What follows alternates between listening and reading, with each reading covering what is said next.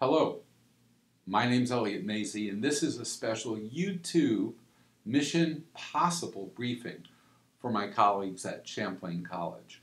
Well, I assume by now that Anne has shared a lot about me and the Learning 2007 Challenge, but I wanted to kick off a conversation and a working relationship with the four students that are going to be central to this effort by using this short little introductory YouTube video.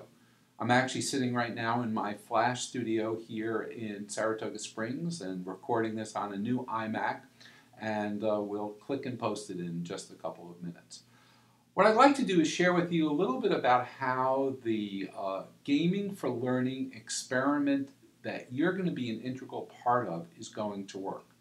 And I'll be calling into the meeting that you're having this Thursday, and we can go into much greater detail and really get all of your questions answered.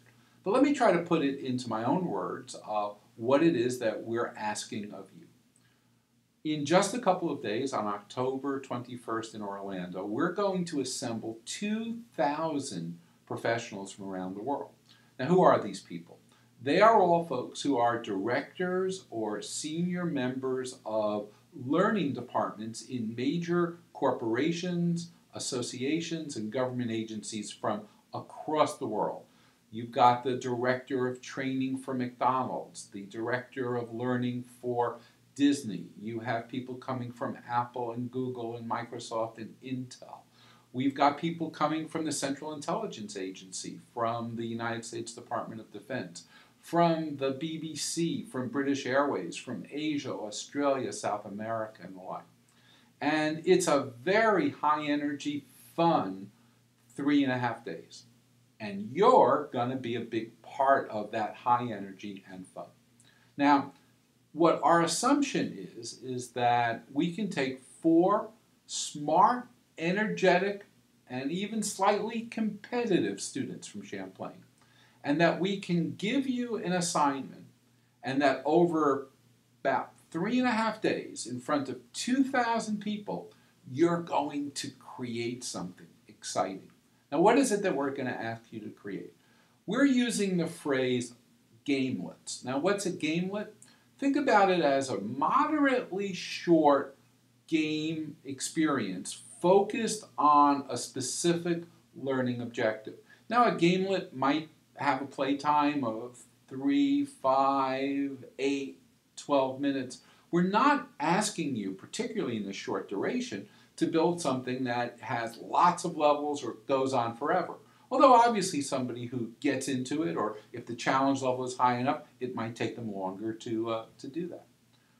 But each of the gamelets, from our point of view, what we want to demonstrate is A, that they can be built relatively quickly, and B, that they can be aimed at a specific learning outcome.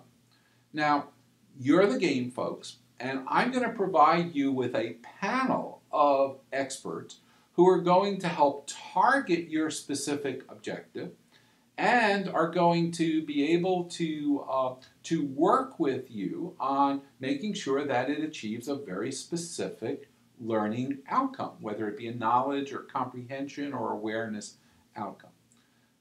We're not going to give you the specific objective until you get to Orlando, because we want to actually document that you can build a gamelet working collaboratively with input from the wisdom of these 2,000 people, that you can do that over a short number of days.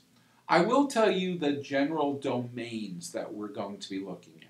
One of the domains is going to be looking at emergency preparation that organizations need to make in case of a major calamity in the world. It could be a pandemic, it could be another terrorist attack, it could be something else, a dramatic fuel shortage, but we're going to give you a very specific one to look at. And the other one is going to take a look at ways in which either people who are next gen, folks like yourself, can be better prepared to enter the workplace, or ways in which people in the workplace could be better prepared for working with next gens. Now, once again, we're not going to give you the specific objectives until we get down to Orlando. What can you do between now and then? And obviously Ann and the other folks have you doing this already, is hone your skills in game design and game thinking. You may want to create a list of places where you can get some visual assets. But once you get there, we're going to set up a very public lab area for you. I know you're bringing your laptops. We'll have some displays for you to work on. And we're going to have an opportunity for you to be able to very easily in that lab environment look at ways in which you can get feedback. And you'll get feedback from the panel of experts that I give you. But here's where it gets really interesting. We have these sessions that happen every day with 2,000 folks, and we're going to, from time to time, show them something that you've been doing, an intermediate piece of your work, and we're going to ask for feedback from them. And it might actually literally be, they'll all have these little clickers. We might literally have them say, you might say, should we do it this way or that way? Or we have two different avatars. Our objective is on Wednesday, by time we're done at 11 o'clock on Wednesday, we will have 2 gamelets that can be published. We're going to put them out there under the Creative Commons open source license, and that hopefully all around the world, corporations will start to use this game that came out of this experiment. Now, I am very excited to be working with you. I will be talking to you this coming Thursday and be meeting with you when you get down to Orlando. Now, I know I don't have to tell it to you, but be prepared to work hard. It's going to be an amazing opportunity for you to interact with some really great and cool people from all around the world. Bring your dedication and your creativity, and together we're going to make history in how games can be developed rapidly, collaboratively, across the generations, and that we can have some fun doing it. So this is Elliot Masie. I'll talk to you in just a little bit.